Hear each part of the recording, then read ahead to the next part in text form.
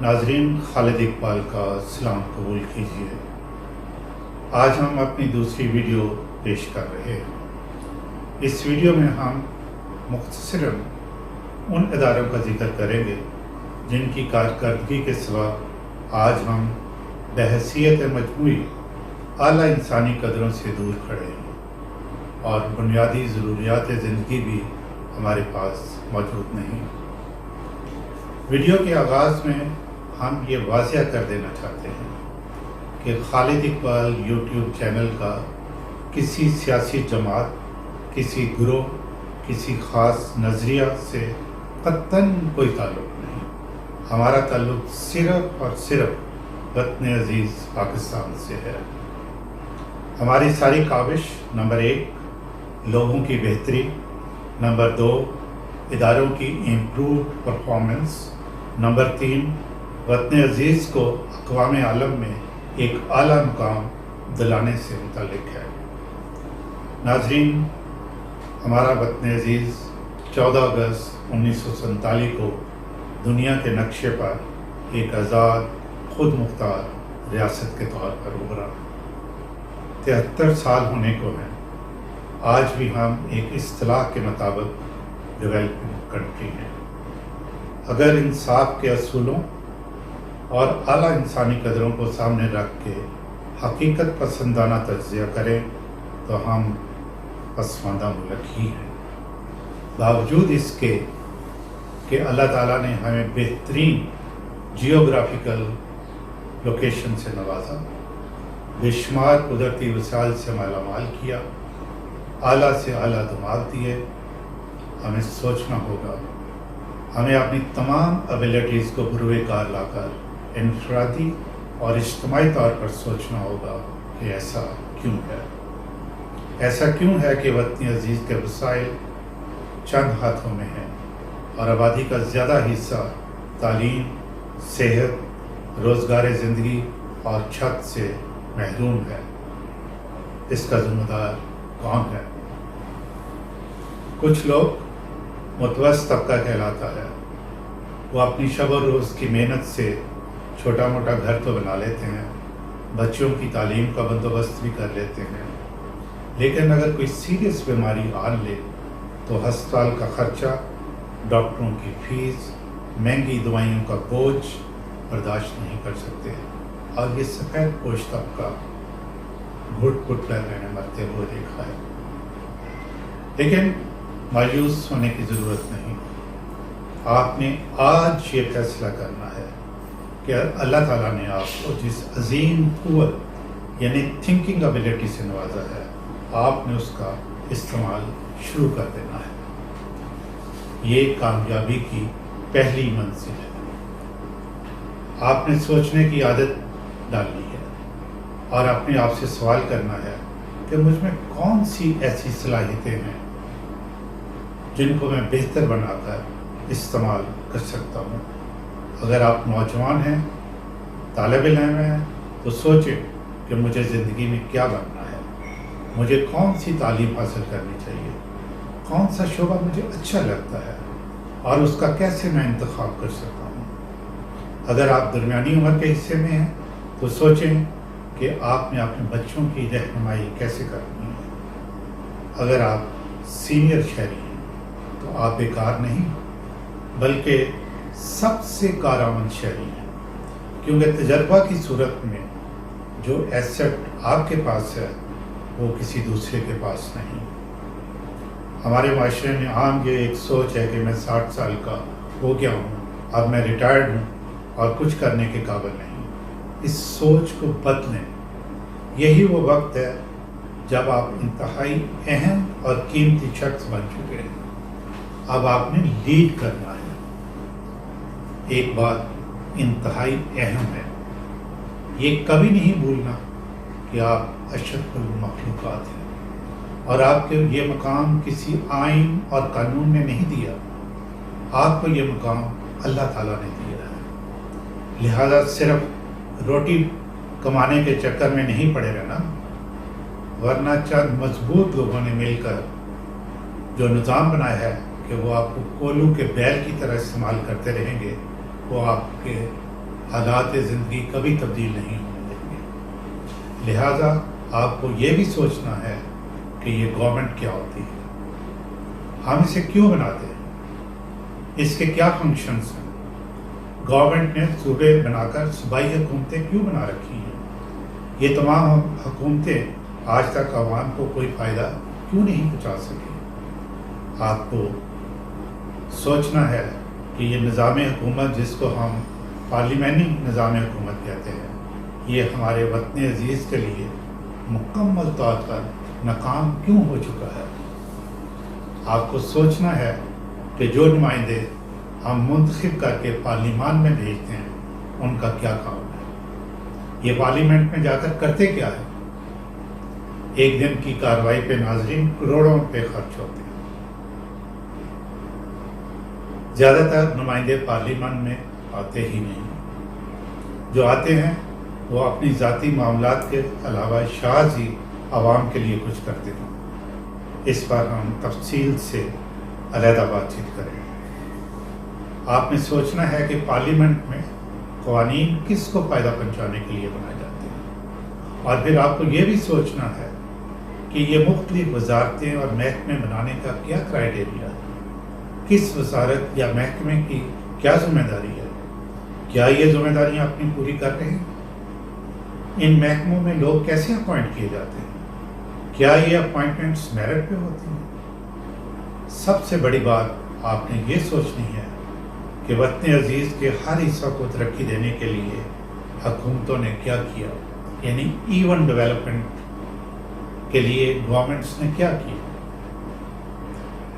ये तरक्की का महवर कुछ फेवरेट सिटीज़ ही क्यों रहे, ये सारा कुछ इंसाफ के किन असूलों के तहत किया गया।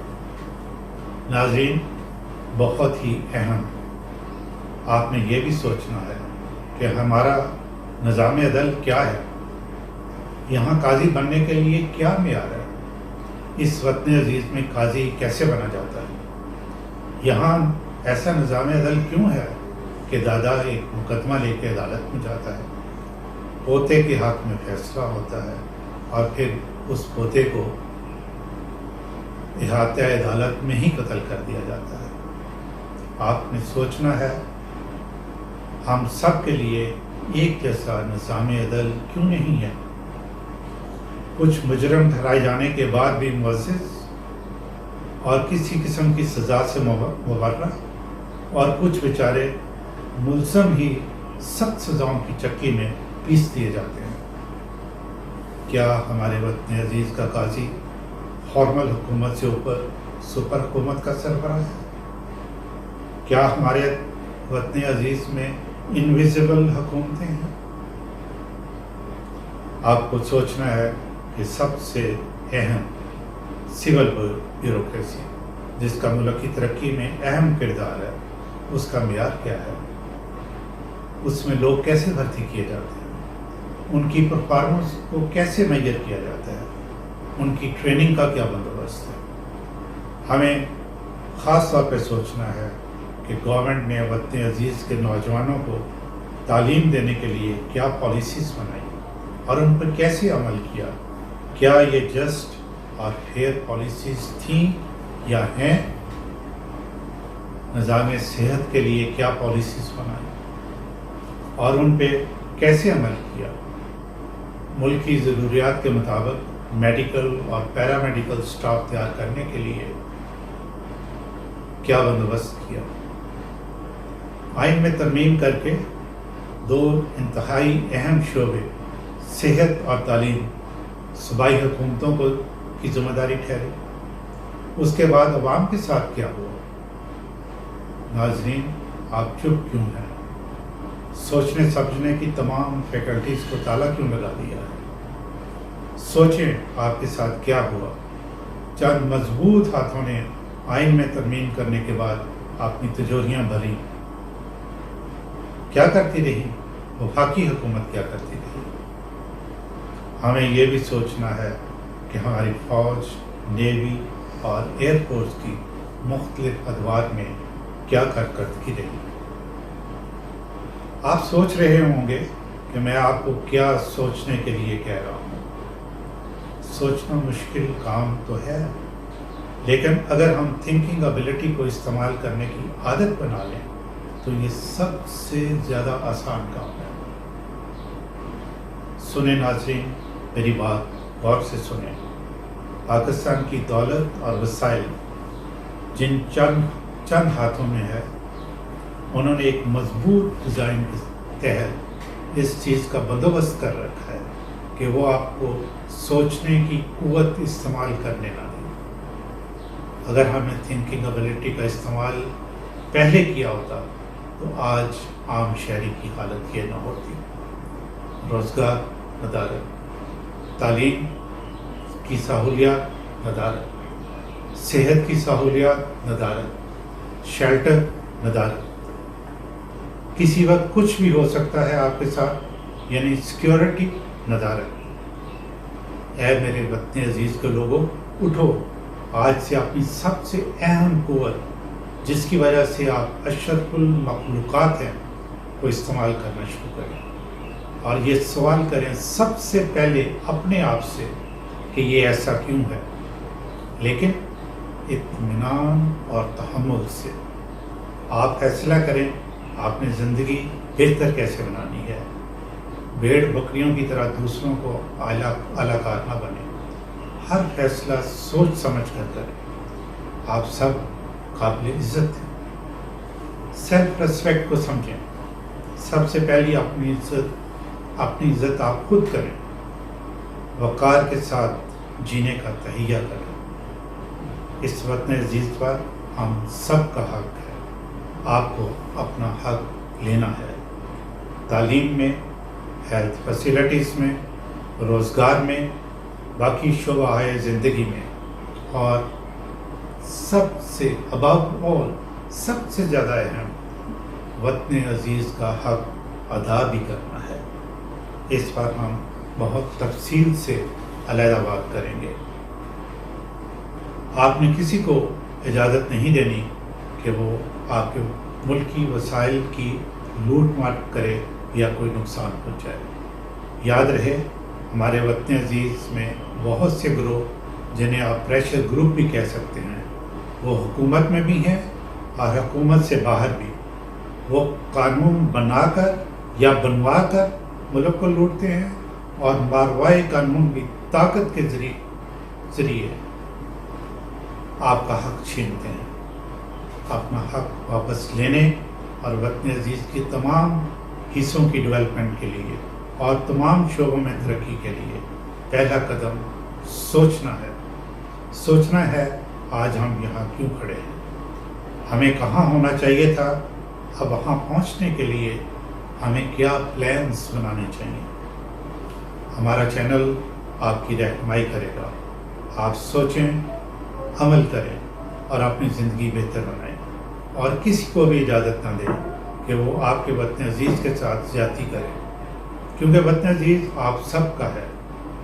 ناظرین، یہ وقت ہے سوچنے کا اور ہر کام ایک مربوط طریقے سے کرنے کا، تاکہ ہر پاکستانی کو کمپریہنسو سیکیورٹی مل سکے۔ یہ کمپریہنسو سیکیورٹی کیا ہوتی ہے اور یہ کس کی ذمہ داری ہے، اس کا ذکر ہم انشاءاللہ اپنی اگلی ویڈیو میں کریں گے۔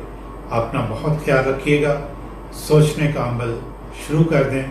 انشاءاللہ بہت جلد ایک نئی ویڈیو کے ساتھ آپ سے بات چیت ہوگی، اور وہ ویڈیو انہی باتوں کا تسلسل ہوگی۔ اللہ حافظ۔